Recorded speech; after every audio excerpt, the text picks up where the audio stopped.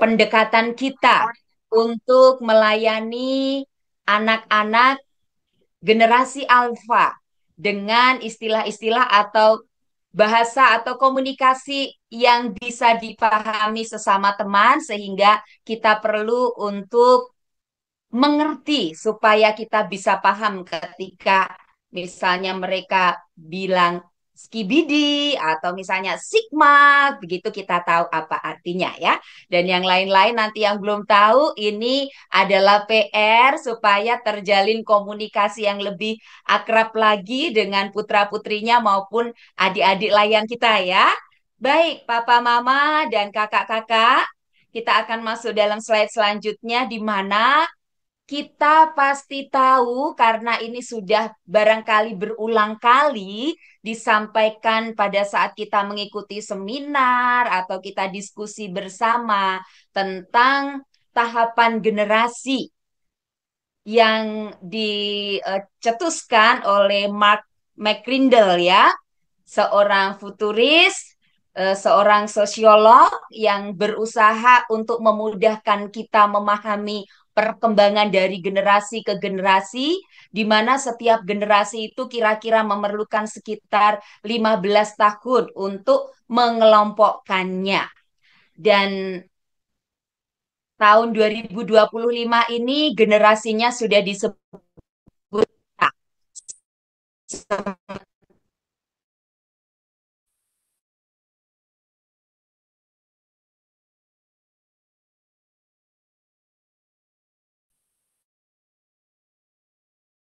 pokoknya mulai tahun 2011 atau 2011 sampai dengan 2024. Nah, kira-kira di antara papa mama atau kakak-kakak, adakah yang masuk generasi X seperti saya ya? Anak-anaknya masih generasi alfa, tetapi kami sudah generasi X. Jadi ada dua lompatan generasi. Adakah di antara Bapak Ibu yang masuk kategori generasi X seperti kami? Ataukah sebagian besar adalah generasi millennials ya? Jadi generasi alfa ini sebagian besar orang tuanya adalah masuk dalam generasi millennials di mana generasi ini adalah yang pertama kali mulai mengenal internet meskipun masih belum merata.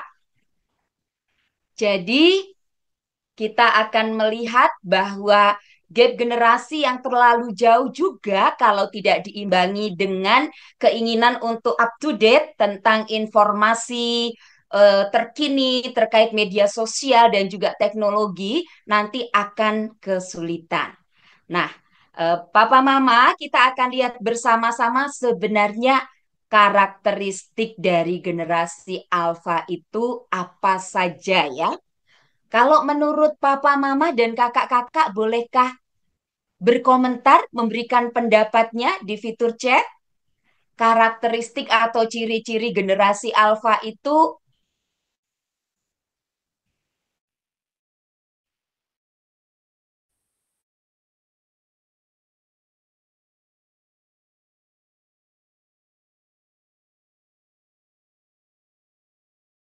apa atau ciri-cirinya seperti apa?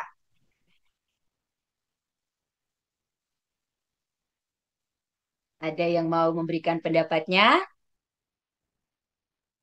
Oke, kalau begitu kita tampilkan slide selanjutnya, Pak Petra. Nah, tadi saya sudah katakan kalau berdasarkan kategorial pembagian generasi, anak-anak generasi alfa lahir pada tahun 2010 sampai dengan 2024. Lalu digital native. Sejak masih dalam kandungan, dia sudah terintegrasi dengan teknologi, dengan media sosial. Dan tentu saja ini apa yang dilakukan atau aktivitas dari mamanya terutama akan sangat berpengaruh pada tumbuh kembang janin yang kemudian lahir menjadi anak. Jadi akan sangat adaptif terhadap berbagai macam perkembangan ilmu. Kemudian kaya informasi, bahkan juga bisa dikatakan overload informasi karena begitu banyaknya informasi yang mudah didapatkan.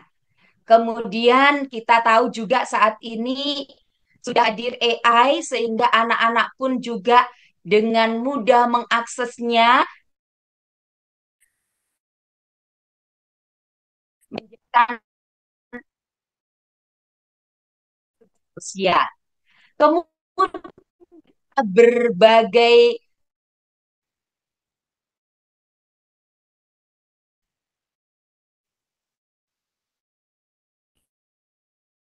sip hidup tanpa ambil contoh misalnya.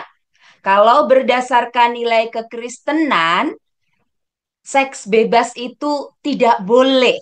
Harus melalui pemberkatan nikah terlebih dahulu.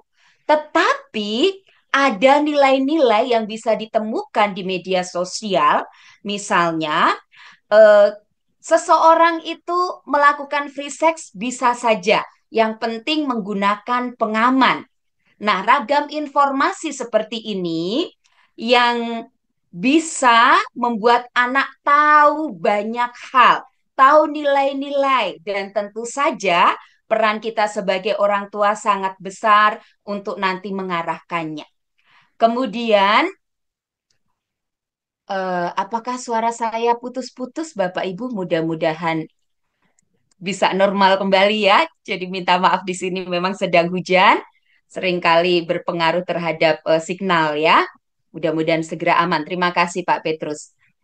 Nah, kemudian juga pola belajar personal dan mandiri karena dia bisa mengakses berbagai informasi secara mandiri. Kadang-kadang tidak memerlukan bantuan orang tua maupun orang lain. Lalu anak-anak cerdas, mengingat mampu berpikir kritis. Nanti kita anak-anak alfa tidak cukup dengan sebuah aturan ini tidak boleh. Kamu tidak boleh nonton ini. Kamu tidak boleh tidur malam. Semua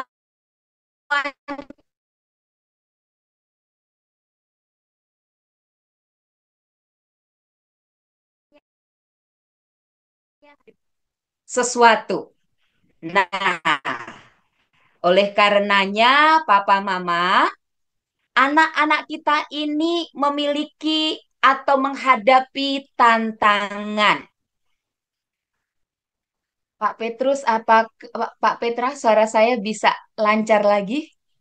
Mudah-mudahan ya. Lanjut Ya, aja, Kak. kita Nggak akan apa-apa. lihat dengan ya, baik, terima kasih. Dengan karakteristik seperti ini, Papa, Mama, dan kakak-kakak, ada tantangan yang dihadapi oleh putra-putri kita. Yang pertama, resiliensi rendah atau kemampuan untuk mengatasi sesuatu itu rendah. Karena apa?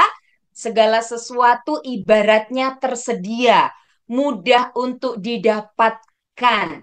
Ketangguhannya itu tidak sekuat generasi misalnya X, generasi milenial dan kita perlu membantunya. Kemudian juga boleh slide berikutnya, kurangnya interaksi sosial.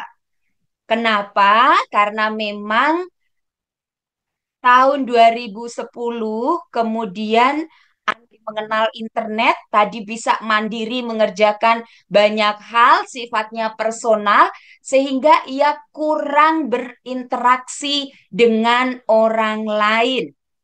Berinteraksinya dalam dunia maya, dalam dunia media sosial. Dan tersendiri ketika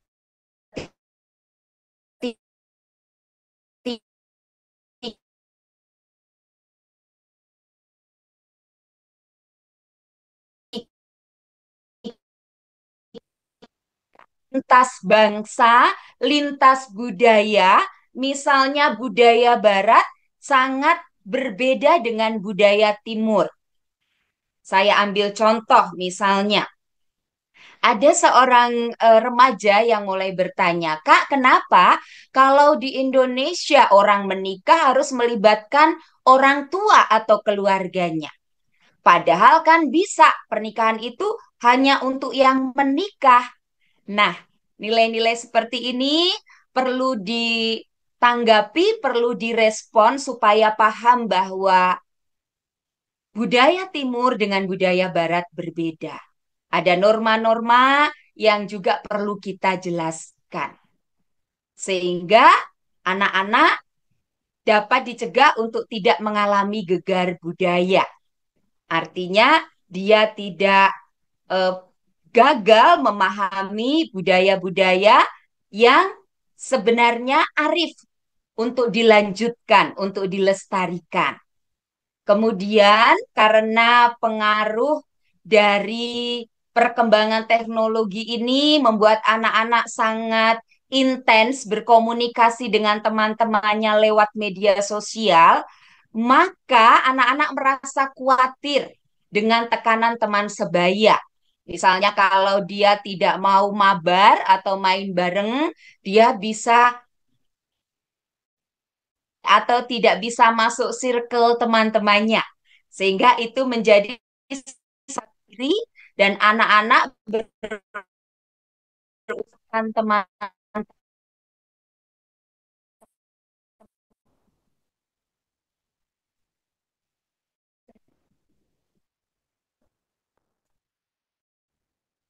dalam pola asuh generasi alfa ini. Untuk papa mama atau orang tua, maka hal pertama yang perlu kita perhatikan adalah kita mesti siap up to date. Belajar tentang media sosial. Hal-hal apa yang sedang viral di dunia anak-anak kita, termasuk juga istilah-istilah tadi. Kita perlu menjadi manusia pembelajar sepanjang hayat supaya bisa lebih memahami anak-anak kita. Saya tentu semula juga tidak mengerti kenapa anak saya mengucapkan Sigma Boy. Dia itu memang skibidi begitu ya. Nah, supaya bisa memahami, maka saya bertanya kepada anak saya. Atau saya belajar untuk ngulik sendiri. Sehingga akhirnya bisa memahami.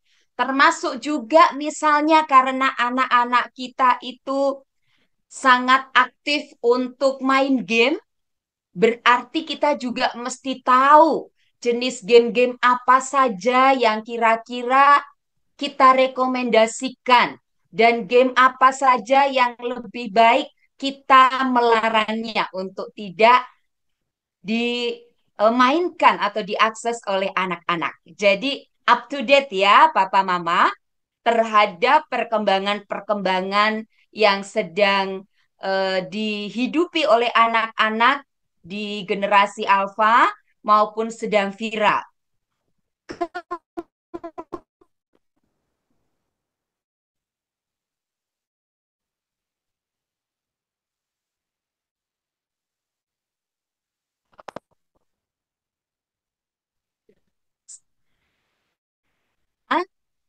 Komunikasi yang dikembangkan oleh orang tua kita itu adalah komunikasi satu arah ya.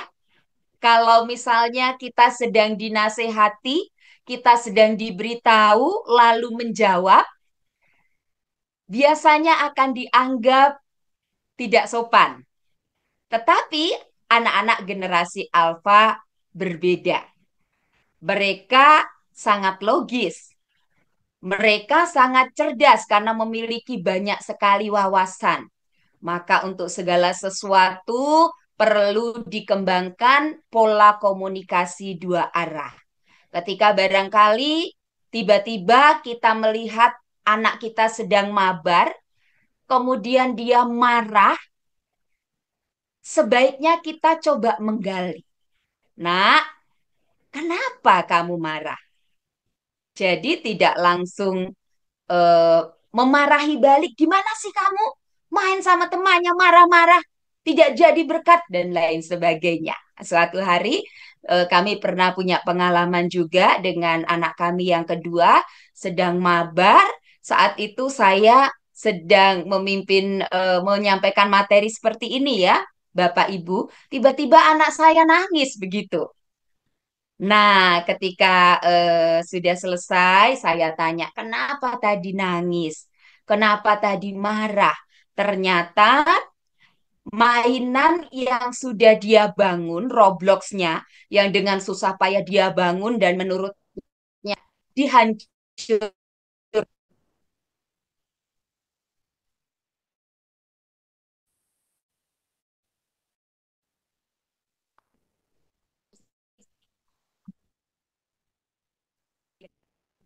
Anak melihat bahwa sebagai orang tua, kita ternyata berusaha untuk mengerti, memahami atas tindakan-tindakan yang mereka lakukan, tidak langsung menghakimi. Kemudian juga memperkenalkan sosialisasi dunia nyata. Nah, ini terutama bagi papa mama yang tinggal di kota sebagai urban, kemungkinan kan sebagian pasangan itu sama-sama bekerja, sehingga untuk meluangkan waktu khusus mendampingi anak-anak agak susah. Nah, tantangan pada saat kita mendampingi generasi alfa, salah satunya adalah memperkenalkan bahwa dunia nyata itu ternyata nggak kalah seru dengan dunia maya. Kalau di dunia maya bisa mabar Roblox sama-sama, bisa main bareng ML gitu ya, Mobile Legend, ternyata kita juga bisa asik menikmati permainan bersama dengan teman-teman kita, terutama dengan orang tua. Kira-kira tahun ini akhir kapan papa mama bermain bersama dengan putra-putrinya? Apakah itu mengajak main peta umpet? Apakah itu mengajak kalau saya itu suka menciptakan semacam yel-yel ya. Lalu ketika anak melakukan sesuatu diberi apresiasi lalu melakukan yel-yel itu bersama-sama. Dan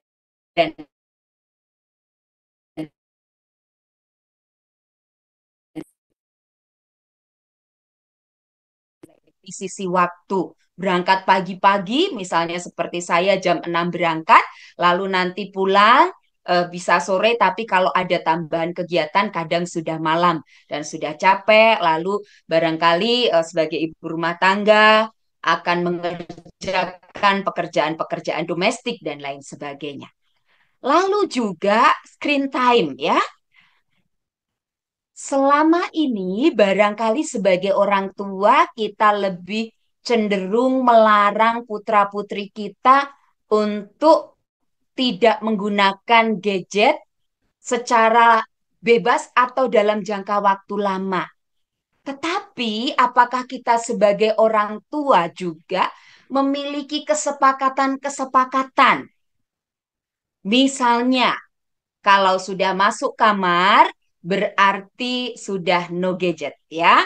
Jadi tidak ada lagi yang buka gadgetnya. Jangan nanti anak dilarang, papa mamanya masih medsosan, papa mamanya masih komunikasi.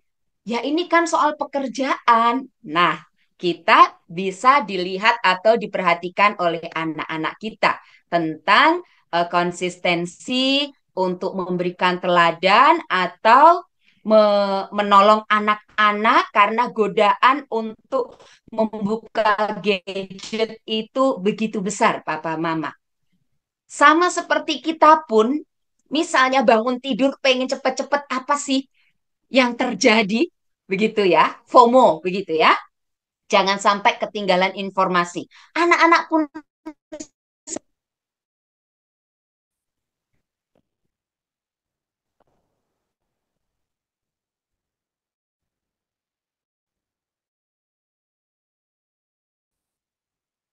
putri kita.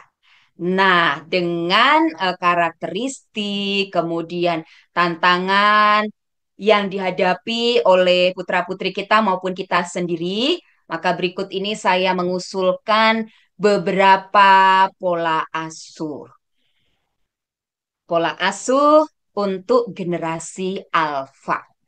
Yang pertama adalah mewariskan nilai-nilai budaya yang baik, nilai-nilai budaya yang benar. Kalau dalam ilmu sosial, agama itu masuk kepada nilai-nilai budaya ya. Dan tentu saja karena kita adalah orang Kristen, maka berbagai nilai, prinsip-prinsip hidup yang akan dipegang atau menjadi pegangan bagi putra-putri kita pun harus kita dasarkan kepada firman Tuhan. Sehingga anak-anak tidak akan bias, tidak akan bingung.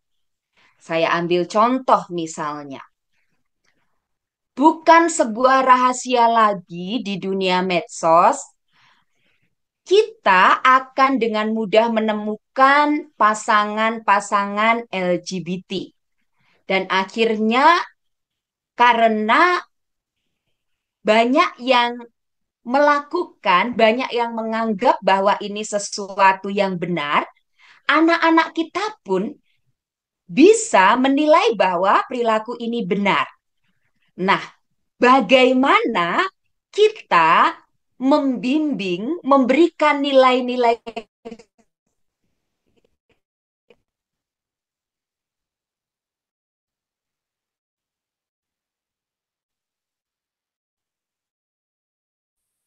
firman Tuhan yang bisa kita gunakan untuk mendampingi putra-putri kita, mengedukasi mereka, sehingga mereka bisa menemukan jawaban sesuai dengan firman Tuhan.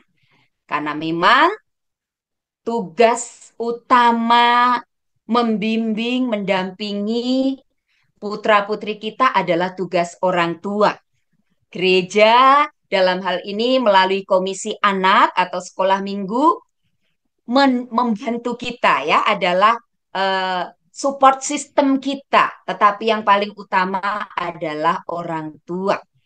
Kemudian karena generasi alfa ini kritis, cerdas, dia tidak bisa diberitahu dengan larangan-larangan saja, maka kalau bisa ayo kita ciptakan iklim komunikasi yang positif.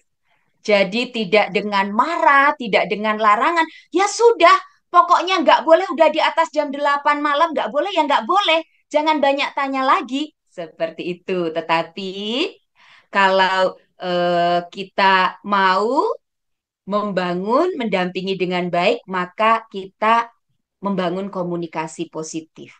Bukankah Alkitab pun sudah mengingatkan bapak-bapak jangan membangkitkan sakit hati anak-anak kita, gitu ya? Karena nanti eh, di Kolose pasal 3 ayat 20 ini kan ajakan supaya anak-anak taat kepada aturan atau perintah orang tuanya.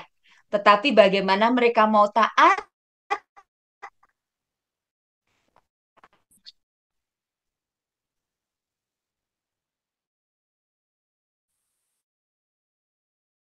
Kasihkan dengan baik ya. Kalau di debat langsung marah dan merasa bahwa orang tua selalu benar. Nah, kemudian juga menyiapkan anak hidup dewasa yang mandiri. Yang mandiri dulu ya, karena ada kaitannya ini di masa anak-anak generasi alfa hidup, hampir segala sesuatu itu tersedia dengan mudahnya. Makanya anak-anak generasi ini disebut generasi yang sangat terdidik. Mau memerlukan informasi apapun itu mudah untuk diakses. Termasuk juga misalnya eh, soal transportasi ya, sudah ada kereta misalnya, sudah ada mobil, sudah ada motor. Kalau zaman saya dulu sekolah harus berjalan. jauh atau ngontel gitu ya, pakai sepeda 4 kilo dari rumah. Nah, jadi kita juga belajar menyiapkan anak hidup mandiri. Ini berarti papa mama, biarkan anak-anak mengerjakan tugas mereka. Tugas-tugas sekolah yang menjadi tanggung jawab mereka, tidak usah papa mama yang menggantikannya untuk mengerjakan ya. Termasuk kalau misalnya ada barang-barang mereka yang ketinggalan. Biarlah mereka belajar mandiri, bertanggung jawab atas setiap keputusan, atas setiap hal yang sudah dilakukan. Nah, begitu juga dengan semakin bisa merasakan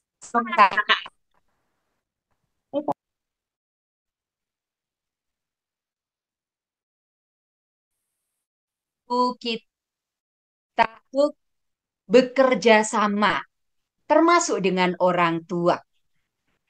Jadi, kalau misalnya dulu tanpa diminta, kita sudah punya inisiatif menyapu, mengelap kaca-kaca, tetapi sekarang perlu kolaborasi.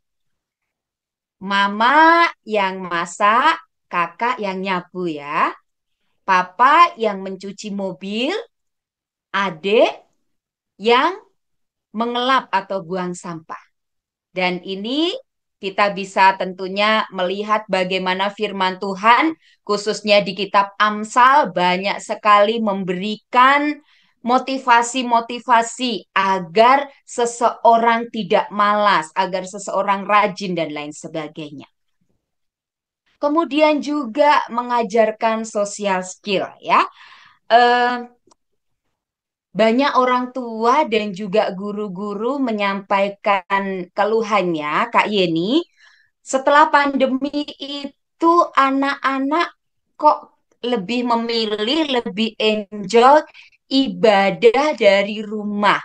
Karena masih ada juga konten-konten yang disediakan untuk beribadah. Kan sama saja, Kak. Di sini juga di rumah bisa ibadah. Kami juga memuji Tuhan. Kami juga mendengarkan firman Tuhan. Malah ceritanya dibawakan dengan sangat menyenangkan, sangat kreatif begitu ya. Nah, menyikapi kebiasaan yang sesungguhnya adalah tantangan generasi alfa yang lebih cenderung menarik diri dari usia. Kalau pada saat dulu barangkali suka diperkenalkan ya oleh orang tua. Nak, ini opung, ini eh, tulang, ini Pak D, ini bule. Dari mana? Yang dari Pak D Trenggalek, yang dari opung Tarutung misalnya ya. Sehingga anak-anak belajar. Termasuk juga kami itu di rumah mengajari anak silsilah ya. Biasanya kan keluarga Batak juga begitu ya. Jadi supaya anak-anak belajar mengenal keluarga besarnya. Dan ini perlu. Termasuk juga ketika bertemu dengan orang lain. Kalau kita barangkali tanpa diajarin pun langsung mengangguk, langsung sedikit membungkukkan badan, kemudian bersalaman atau mengucapkan salam. Anak-anak generasi alfa mesti diajari ya papa mama ya. Kalau ketemu dengan orang yang lebih tua, bicaranya seperti apa. Kalau bertemu dengan teman, sebaiknya bagaimana. Sehingga di tengah-tengah budaya yang sebenarnya egonya juga individualistisnya sangat tinggi, tapi anak-anak belajar keterampilan sosial. Nah, berikutnya adalah jangan lupa kita perlu menolong anak-anak untuk menjaga keseimbangan. Keseimbangan antara aktivitas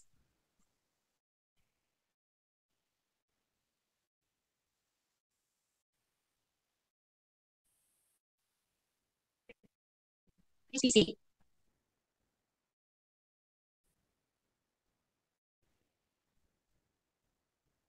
Kita coba bermain dengan anak-anak. Orang tua bisa bermain dengan anak-anak. Lalu kalau kita punya kebiasaan ibadah, kalau di keluarga kami setiap hari ada ibadah, tidak harus selalu di kamar atau di ruang keluarga. Saya kira pas hari Sabtu, ketika anak-anak libur, bisa juga kita bawa keluar begitu ya. Sambil berjalan ngobrol-ngobrol, kenapa sih Tuhan Yesus mengatakan kamu adalah terang? Lihat sekarang matahari sedang bersinar terang ya. Nah, jadi kita bisa juga mengembangkan kegiatan fisik dengan mengajak anak-anak jalan kaki bersama, tapi mereka juga belajar sesuatu, termasuk juga olahraga dan lain sebagainya. Kemudian memastikan kesehatan dan kesejahteraan anak.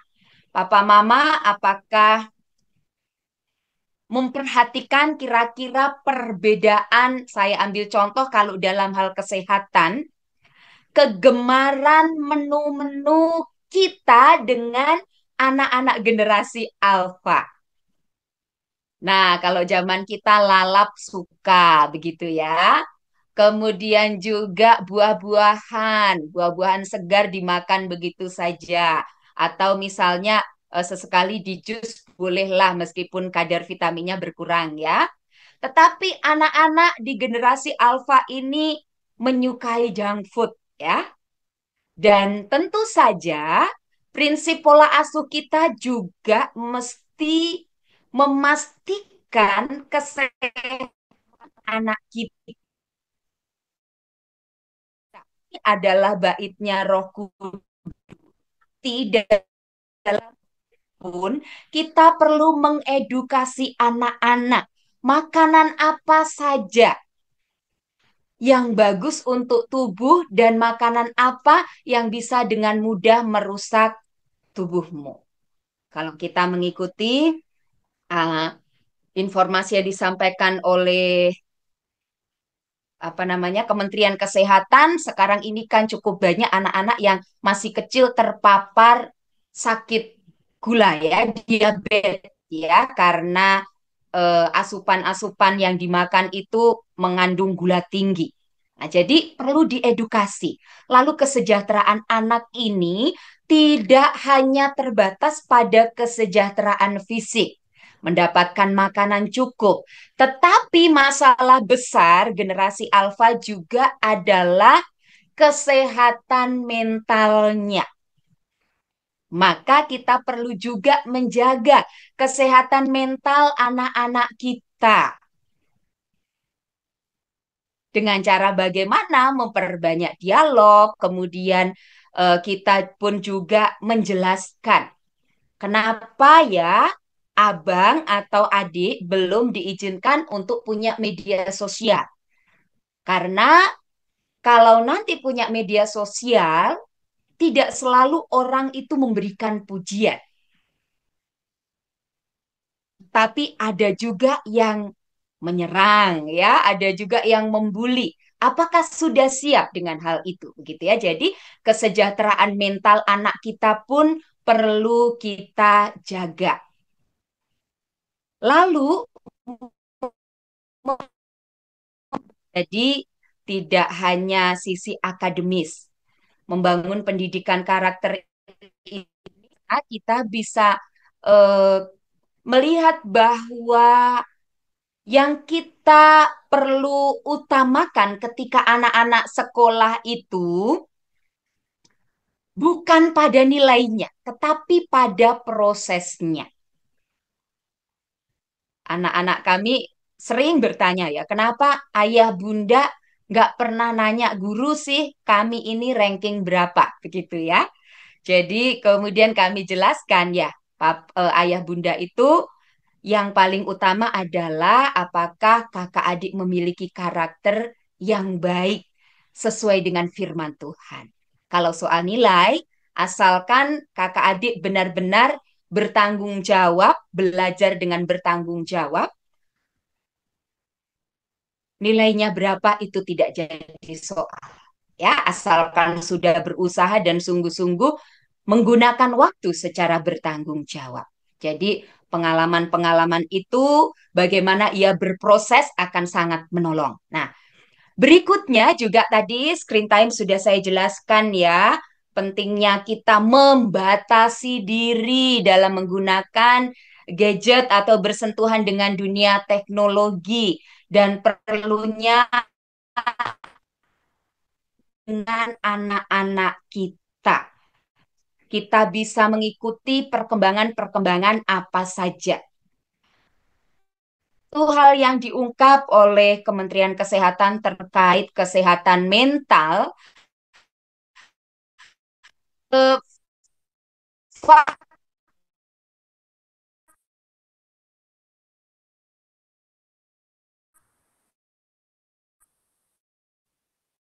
merasa tidak ada teman yang diajak untuk curhat, termasuk orang tuanya.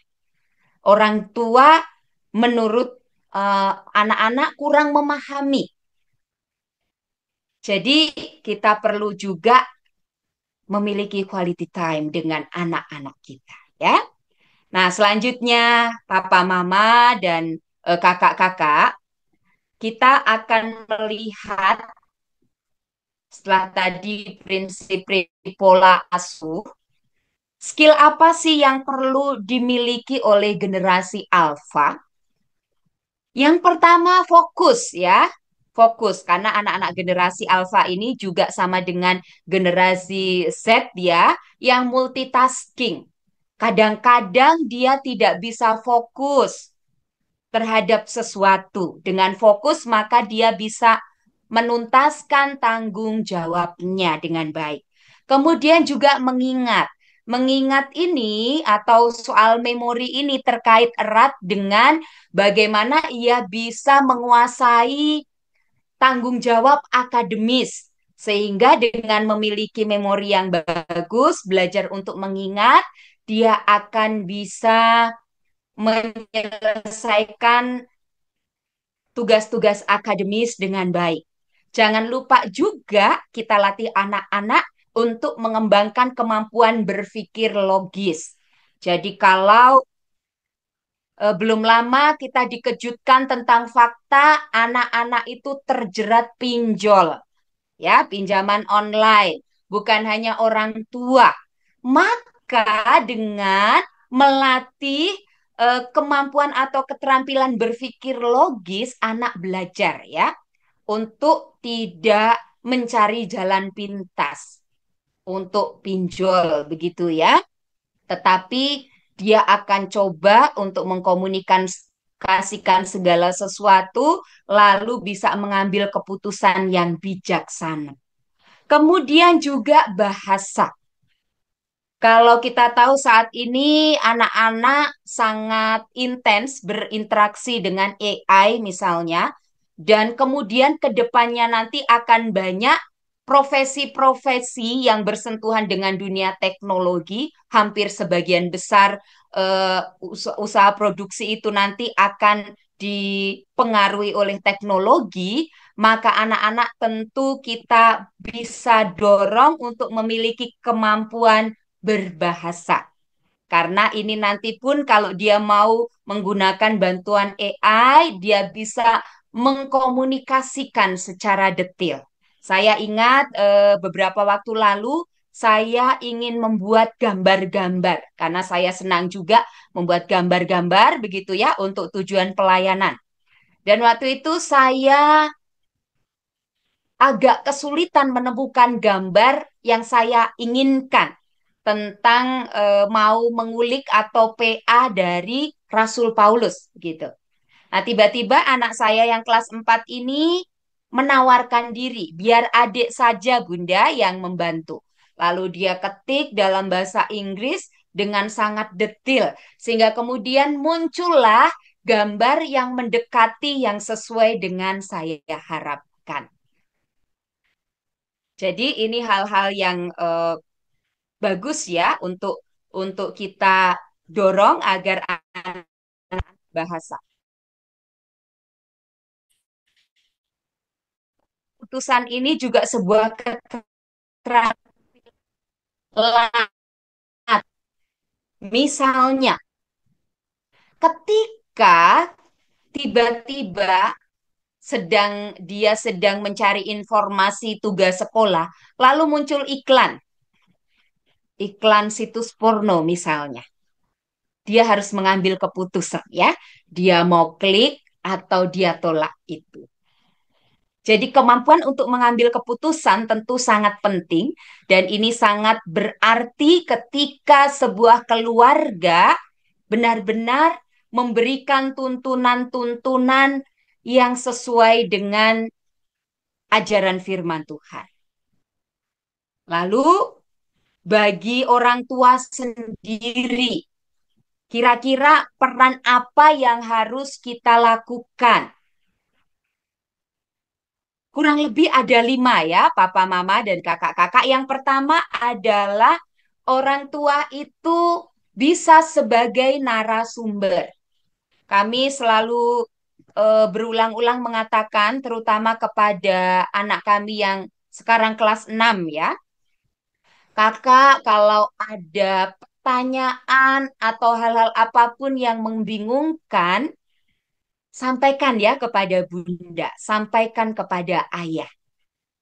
Jadi akhirnya dia terbiasa menanyakan ya, bertanya soal seks edukasi, bertanya misalnya tentang pengalaman temannya, Bunda boleh nggak kakak itu ikut trading? Wah, saya kaget juga ya, kenapa tiba-tiba anak saya pengen ikut trading begitu. Ternyata temannya bercerita, katanya temannya itu ikut trading dan bisa mendapatkan uang 100, 500, menggoda ikut begitu ya. Nah, ini adalah kesempatan bagus bagi kita sebagai orang tua menjadi narasumber. Itu sebabnya sebagai guru atau pengajar kita harus menjadi pembelajar supaya kita bisa memberikan informasi-informasi yang baik dan benar. Lalu sebagai fasilitator, misalnya sesuai dengan bidang minatnya, ada anak-anak kita yang sangat antusias untuk main game dan barangkali cita-citanya sebagai gamers ya. Kita perlu eh, coba bertanya atau kita ngulik begitu ya. Kalau sebagai gamers itu apakah positif untuk anak saya? Kira-kira apa yang perlu saya dukung? Kalau anak kita tertarik dengan dunia public speaking, kira-kira kita memfasilitasinya dengan apa? Mungkin kita coba memilihkan dan mengajak nonton bersama ya, konten-konten public speaking dan lain sebagainya begitu. Lalu sebagai trainer ya kita mengajari anak kita dan ini tidak bisa dilepaskan dengan peran orang tua sebagai model atau teladan tadi. Supaya anak-anak bisa tahu bahwa kita tidak sekedar omon-omon ya Bapak Ibu, tidak sekedar ngomong doang tapi juga ada action dan keteladanan. Saya ambil contoh misalnya sejak saya mengandung, kami bersepakat untuk selalu mengajari anak-anak kami memperkenalkannya kepada Tuhan. Selalu kita bacakan firman Tuhan, kita ajak memuji Tuhan sampai sampai mereka besar bahwa ibadah itu penting. Tidak hanya seminggu sekali di gereja, tetapi juga di rumah. Dan akhirnya pola itu sudah mengakar di dalam anak-anak kami. Misalnya, anak kami yang kedua itu eh, meskipun ngantuk banget gitu ya, akan tetap mengupayakan untuk baca Alkitab. Karena anak kami ikut Gebada ya, gerakan baca dengar Alkitab gitu. Dan kemudian itu kami tularkan kepada anak-anak sekolah minggu kami supaya setiap hari pun bisa membaca Alkitab. Dimulai dari apa? Keteladanan orang tua. Nah, kemudian juga manajer, memanage anak ya, mengatur anak karena anak itu masih dalam tahap belajar. Maka orang tua yang sudah lebih dahulu hidup lama, memiliki banyak pengalaman, tentu saja pengalaman-pengalaman dan hikmat itu akan sangat bermanfaat untuk eh, menolong anak-anak kita. Lalu juga supporter bagi anak-anak kita. Ketika mereka berhasil melakukan sesuatu, kita tentu berikan apresiasi. Ketika mereka gagal, kita pun juga tetap memberikan dukungan kepada anak-anak kita. Nah, baik Papa, Mama, kakak-kakak, kira-kira itu yang bisa saya bagikan. Barangkali sharing ini bisa dipertajam dengan pertanyaan-pertanyaan atau sharing pengalaman dari Papa, Mama, karena juga berinteraksi dengan putra-putra atau barangkali anak layannya. Saya serahkan kepada Pak Petra untuk memimpin sesi diskusi ini. Silakan, Pak Petra. Ya, saya ingin mengulang penjelasan tentang pola asuh slide yang kedua. Berharap papa mama, kakak-kakak sudah bisa melihatnya, terutama pas di poin yang pertama ya, memperbanyak kegiatan fisik sesuai dengan tumbuh kembang serta bakat minatnya. Kenapa ini perlu? Karena anak-anak generasi alfa itu lebih banyak interaksinya dengan dunia digital. Dia mencari informasi terkait dengan pekerjaan sekolahnya itu di dunia digital. Kemudian dia main dengan teman-temannya kalau sudah tidak sekolah janjian, mabar gitu ya. Kebutuhannya adalah bergerak ya. Jadi motoriknya itu yang perlu kita perhatikan. Maka dari itu kalau misalnya di rumah kita perlu melakukan aktivitas-aktivitas fisik bersama. Barangkali diajak jalan pagi sambil kita nanya, ada semua sekolah di sekolah baik-baik saja, Nak? Ada yang mau Kakak ceritakan?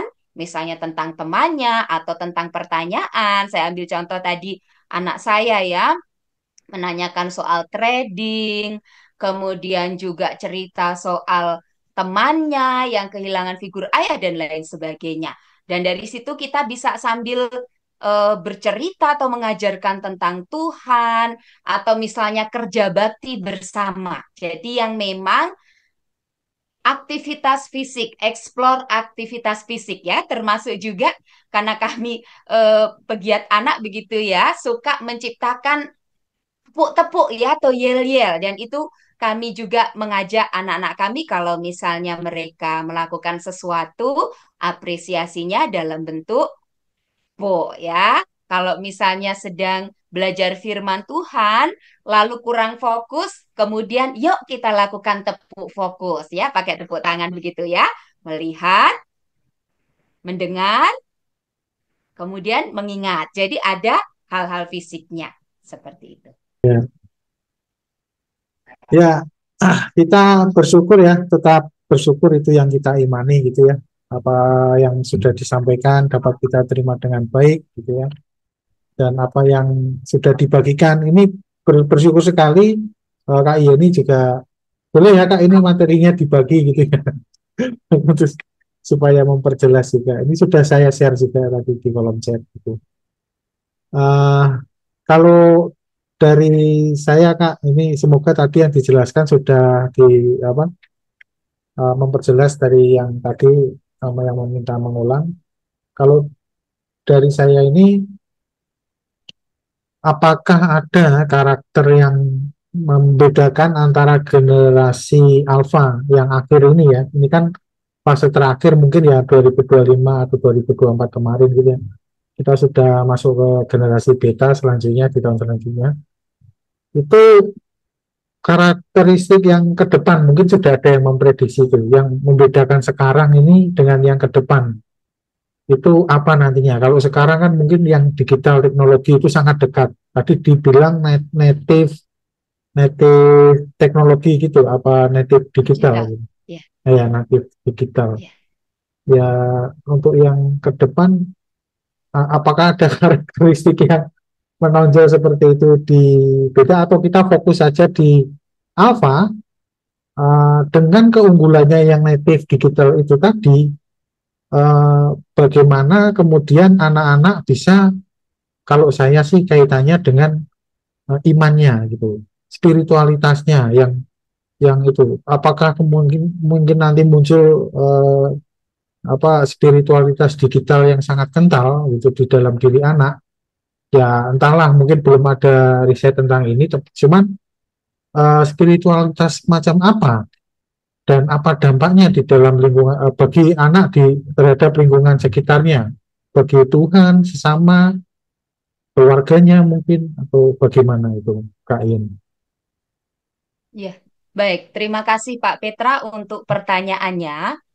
Jadi sebenarnya karakteristik anak-anak alfa kisaran tahun 22 itu ke sini ya 22, kemudian kita sekarang masuk ke 25. Kalau kita lihat prediksi beberapa orang atau futuris ya yang mencoba untuk melihat, memang anak-anak sangat kental terintegrasi dengan AI ya. Jadi AI ini banyak sekali mempengaruhi kehidupan anak-anak generasi beta. Kalau misalnya sebelumnya memang sudah mulai kenal, tetapi karena AI ini juga terus berkembang, maka anak-anak semakin memiliki ketergantungan terhadap teknologi.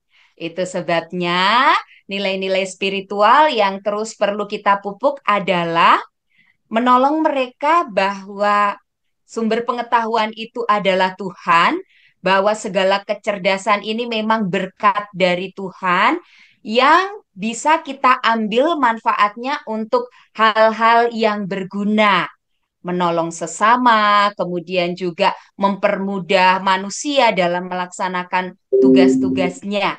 Tetapi jangan lupa bahwa meskipun interaksi di dunia maya itu sangat mengasihkan, tidak bisa menggantikan seperti tadi saya ambil contoh Pak, ada anak-anak yang berpikir cukup di rumah saja. Nah,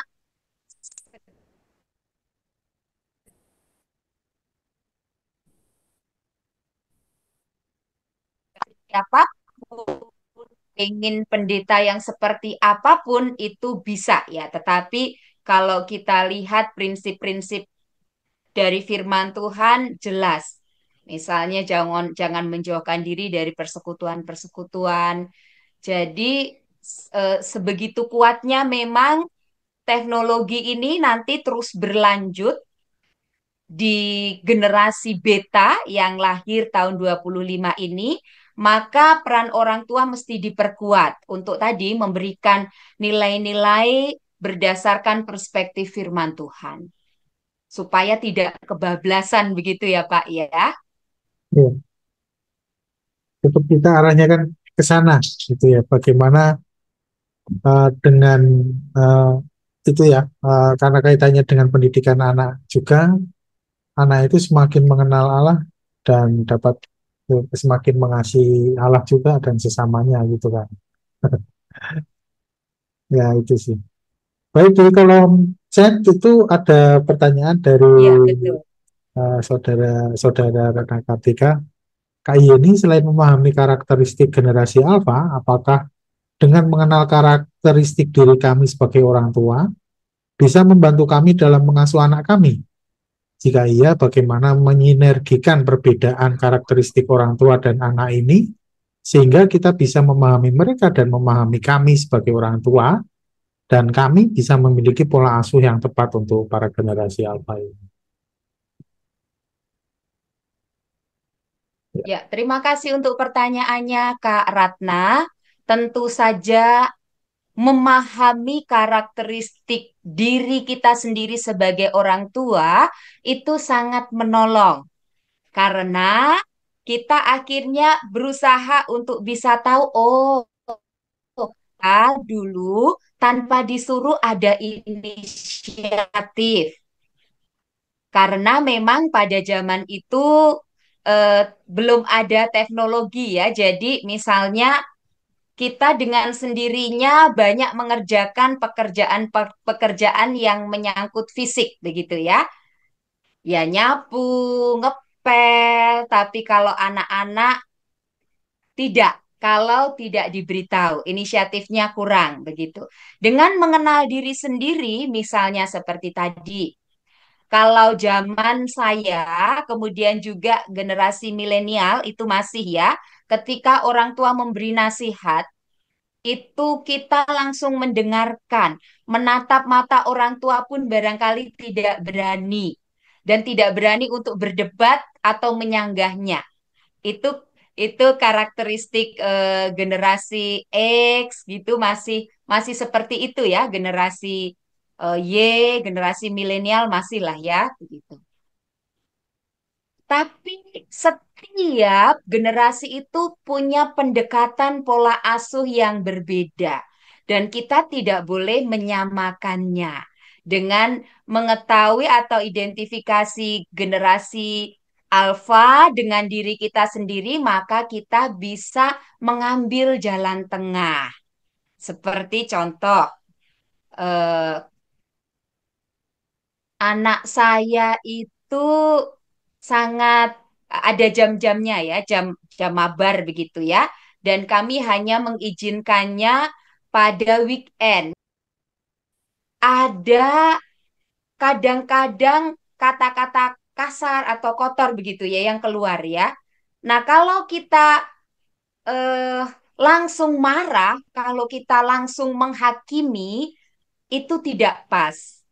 Tetapi karena kita tahu bahwa mereka bukan bukan generasi yang begitu dikasih tahu jangan jangan jangan langsung oh iya, tidak. Mereka perlu alasannya, reasonnya itu apa. Tapi kalau kita beritahu, kenapa kamu tidak boleh mengikuti gamers yang ngomongnya toxic? Karena Tuhan mengajarkan kita menjaga mulut kita untuk memuliakan Dia. Jadi kita bisa lebih memahami, Kak. Gitu. Jadi tentu saja pemahaman terhadap diri sendiri akan sangat menolong untuk kita akhirnya mengambil yang terbaik, langkah yang terbaik begitu. Semoga Baik, suara saya bisa diterima dengan ya, jelas ya. ada sedikit terputus tadi, tapi saya pikir keseluruhan bisa diterima, Kak. Ya, ya, semoga bisa diterima ya, Kak Ratna. Oke, apakah ada Bapak Ibu yang ingin bertanya secara langsung? Saya lihat sudah ada yang open cam, meskipun tidak resen, ada Kak Gloria, BKPS CP. Mungkin ada yang ditanyakan Kak Gloria? Ya, selamat malam. Makasih Pak Petra. Selamat malam Kak Yeni. Ya, Selamat malam Kak Glory. ya terima kasih ya. Banyak sekali ya yang saya dapetin untuk sesi malam ini karena memang murid-murid sekolah minggu saya banyak sekali sekarang generasi alpha ya. Dan saya sendiri udah generasinya udah Gen X ya. Jadi udah kejauhan dengan anak-anak sekarang. Memang benar kata Kak Yeni, kita mesti banyak belajar apa sih yang menjadi pergumulan Gen Z. Cuman yang perlu sekarang ini sedikit aja Kak sharing terhadap anak-anak. Kalau Kakak tadi bilang tentang karakteristik apa aja sih yang perlu ditanamin di Gen Alpha, misalnya fokus, ingat logika, bahasa, membuat keputusan, memang itu kayaknya perlu banget Kak. Karena anak sekarang tuh cepet nginget game, tapi kalau misalnya ditanyain soal-soal seperti kayak berhitung atau mengingat hafalan gitu, mereka kayaknya konsentrasinya tuh sedikit-sedikit pendek-pendek gitu, nggak. Kalau dulu kayaknya kita mencongak imla itu kan eh, hal yang biasa ya. Ya sekarang coba 3 kali 4 berapa gitu. Jadi muter 3 kali 4 diulang lagi gitu. Nah mungkin buat teman-teman bapak ibu yang malam ini hadir juga kakak-kakak sekolah minggu, kita perlu perlu juga di sekolah minggu melatih sama-sama untuk anak-anak fokus seperti kata Kak Yeni tadi tepuk-tepuk tangan segala macam ya. Nah, cuman satu yang menjadi kendala Kak Yeni yang mungkin juga aku perlu masukkan ini nggak lepas dari peran orang tua ya Kak. Jadi kalau misalnya ketika Betul. kita memberi ayat hafalan, nanti orang tua tuh ada yang komplain misalnya di sekolah udah banyak hafalinnya Kak Glo gitu, udah banyak PR-nya. Nanti sekolah minggu kok dikasih PR lagi, suruh nginget-nginget. Padahal itu sebenarnya kita mau ngajarin fokus ya, terus mau ngajarin mereka juga mengenai logika, terus mau ngambil keputusan. Saya juga nerapin ke anak-anak setiap minggu kalau mereka habis sekolah minggu, terus kayak mencatat apa yang mereka dapatkan hari itu pelajarannya. Nah itu kayak kontradiksi gitu ya sama orang tua. Penting kali lah sekolah minggu sampai serepot kayak gitu. Nah mungkin kayak ini bisa kasih tipsnya gimana caranya supaya sampai ke orang tua. Mungkin kayaknya perlu juga kayak ini saya panggil ke GKPS ya untuk kasih ke orang tua betapa pentingnya mendidik anak kerjasama gitu. Nah ini tipsnya apa ya Kak gitu. Karena kalau saya ke anaknya sih mungkin anaknya nurut-nurut aja, tapi nanti ketika sampai di rumah mentah-mentah lagi karena merasa kayak sekolah minggu nggak penting-penting amat, nah yang penting sekolah gitu. Gitu Kak. Jadi tipsnya aja Kak ya kira-kira gimana ya caranya supaya orang tua tergerak gitu untuk eh, se seirama di gereja iya dan kemudian juga di keluarga karena kalau nggak ada komitmen mereka nggak bisa gitu Kak terbentuk. Itu aja. Makasih Pak Petra, Kak Yeni. Sama-sama Kak Silakan. Glory. Langsung saya jawab ya Pak Petra ya. Ya, silakan Kak ini.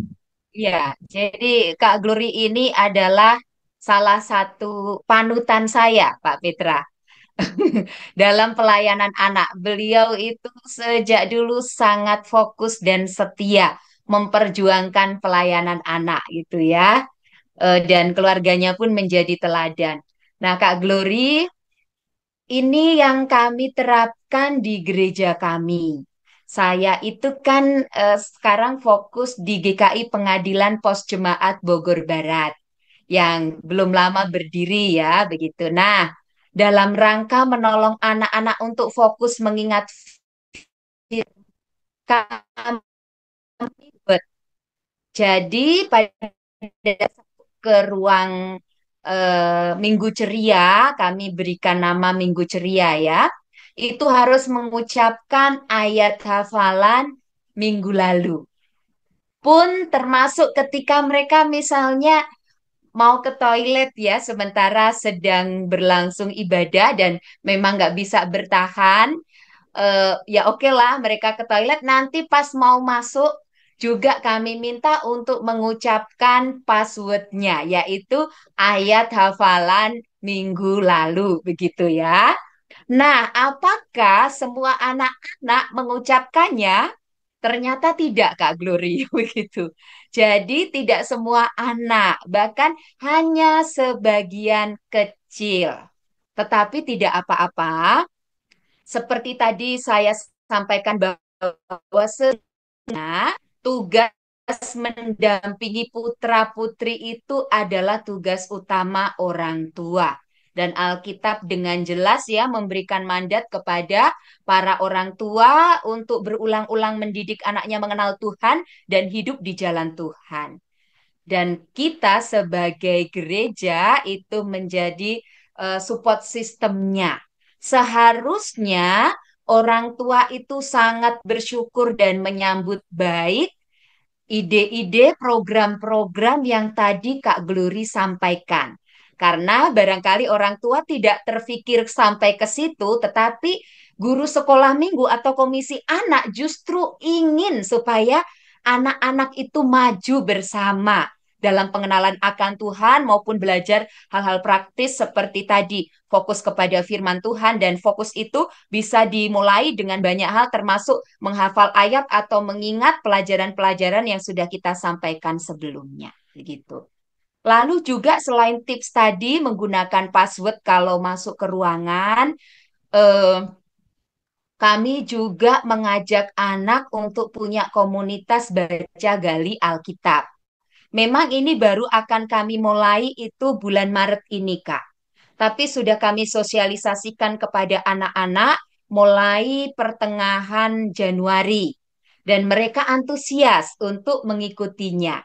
Karena ternyata sebagian besar orang tua itu tidak mengajak anak-anak untuk ibadah di rumahnya atau untuk baca Alkitab secara rutin begitu. Maka ketika ada inisiatif untuk membuka kelas baca Alkitab bersama, mereka sangat senang. Dan tentu ini juga kami komunikasikan kepada orang tua.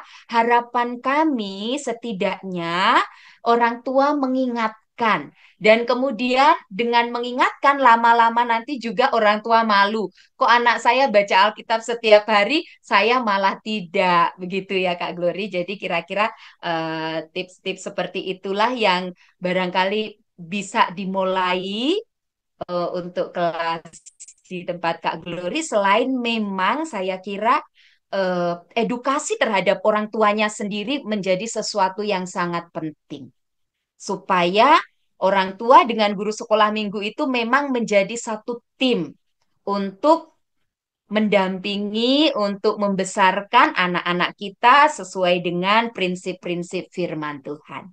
Saya kira itu dulu ya Kak ya, yang bisa saya sampaikan, termasuk barangkali nanti juga di akhir dari pertemuan kita itu saya mau menunjukkan beberapa video ya. Salah satunya adalah video anak saya, Kenan, di mana Kenan ini menjadi tim untuk saya membuat saat teduh digital. Jadi saat teduhnya dalam bentuk animasi, barangkali Kak Glory dan teman-teman yang berteman dengan saya di media sosial sudah pernah melihatnya ya.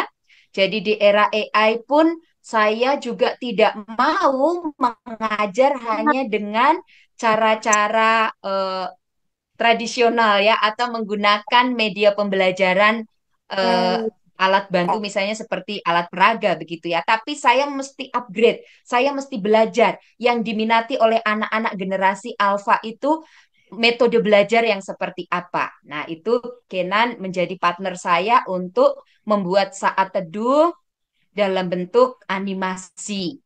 Sementara kalau Nadif itu karena lebih tertarik dengan apa ya dia senang bercerita, dia senang membuat misalnya belum lama juga dipercayakan guru membuat logo kelasnya dan itu bagus begitu ya. Saya juga senang melihat hasilnya. Kemudian dia juga tertarik untuk dunia apa ya kameramen ya dia foto-foto sehingga kalau pelayanan kakak mendukung pelayanan ayah bunda dengan cara mendokumentasikan gitu. Jadi kita menjadi satu tim untuk bisa melayani dan itu dimulai dari edukasi orang tua dan tidak lepas yang paling kuat bagi anak-anak adalah modeling atau keteladanan. Jadi tetap saja orang tua atau keluarga memegang peranan penting untuk pembinaan anak-anaknya dan kita sebagai pelayan anak sebagai guru sekolah minggu mensupport orang tua agar bisa memberikan yang terbaik begitu. Saya kira cukup ya, Kak. Makasih banyak Kak Yeni Sama-sama, Kak. masukannya. Tuhan memberkati terus pelayanan kakak. Amin. Terima kasih. Oke, jelas sekali ya. Benar sekali apa yang dikatakan Kak Yeni tadi ya.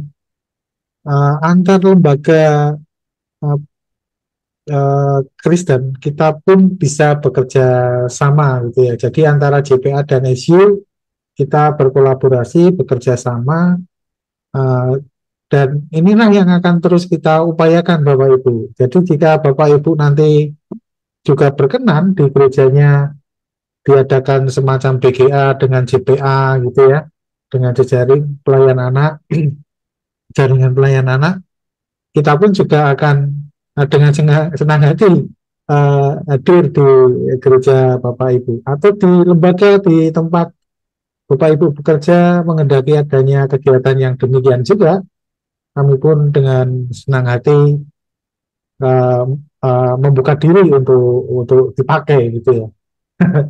Baik, jika tidak tidak ada pertanyaan lagi, Bapak Ibu, izinkan saya untuk berbagi info eh, sekitar pelayanan yang dilakukan oleh SU. Kami berterima kasih atas pelayanan yang dilakukan oleh Kak Yeni Kusmawati saat ini sudah berkenan hadir bersama kami di sini membawakan materi pola asuh generasi Alpha. Terima kasih Kak Yeni. Sama-sama Pak, Oke, terima kasih banyak. ya kiranya apa kalau kami mengundang lagi berkenan juga ya Pak Kak untuk selanjutnya gitu ya. Dengan senang hati, terima kasih Pak. Karena seringkali sulit ini sebenarnya Kak Yeni ini apa kalau pas di luar pulau itu kami sulit juga itu menghubungi atau belum ini saya senang sekali karena ketemu waktu yang pas gitu ya. Oke, dan selanjutnya adalah ini apakah gambar ucapan terima kasihnya sudah muncul di layar Bapak Ibu? Sudah. Oke, sudah ya. Dan selanjutnya Bapak Ibu ada buku baru yang kami terbitkan yaitu Mengenal Kitab Puisi dan Hikmat. Dan ini ya keterangan dari kami adalah buku ini eh, dikemas dalam bahasa sederhana. Penulisnya adalah Pak Pendeta Arman Barus yang baru saja dilantik menjadi profesor dan baru saja emeritus gitu. Dan jika Bapak Ibu mengendaki bisa ini harganya sangat terjangkau Bapak Ibu. Selain itu ada juga buku dari Pak Arman Barus juga seri Panggilan Orang Percaya yang diberi cover baru Bapak Ibu. Ada Call to be Faithful, Call to be Impactful, Call to be Sanctified, each 30.000. Jadi masing-masing buku ini harganya 30.000. Ya, itu uh, produk buku dari SU Indonesia. Kemudian sejenak bersama Scripture Union Indonesia selanjutnya akan hadir pada tanggal 14 Maret, Bapak Ibu, dengan narasumbernya yaitu Bapak Pendeta Yongki Karman PhD. Adapun tema yang akan kami angkat adalah diajar melalui penderitaan kisah Ayub.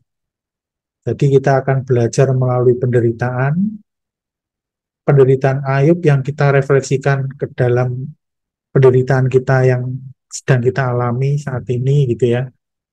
Dan kita akan belajar dari itu. Apakah penderitaan itu nanti menguatkan iman kita? Ya saya harap nanti kita mendapat kejelasannya bersama Pak Pendeta Yongki Karman. Beliau adalah dosen teologi perjanjian lama dan teologi biblika di STFT Jakarta, Sekolah Tinggi Filsafat dan Teologi Jakarta. Baik, itu saja informasi dari kami, Bapak Ibu.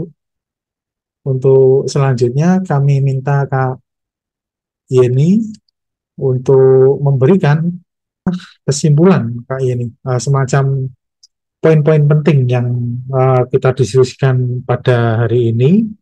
Silakan Kak Yeni. Ya, baik. Terima kasih Pak Petra. Bapak, Ibu, dan kakak semuanya, ketika kita mendampingi dan membesarkan anak-anak generasi alfa, tantangannya sangat besar.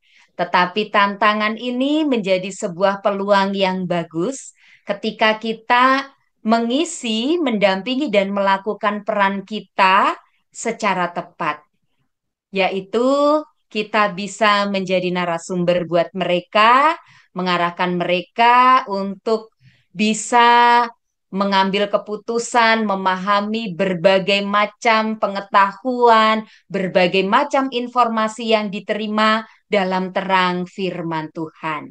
Sehingga dengan demikian, berbagai kesempatan yang ada bisa digunakan sebaik-baiknya oleh anak-anak generasi alfa untuk bisa mempersembahkan hidupnya kepada Tuhan dengan cara bisa mengeksplor berbagai macam bakat minat kemampuan mereka, bahkan juga menjadi berkat bagi teman-teman sebayanya.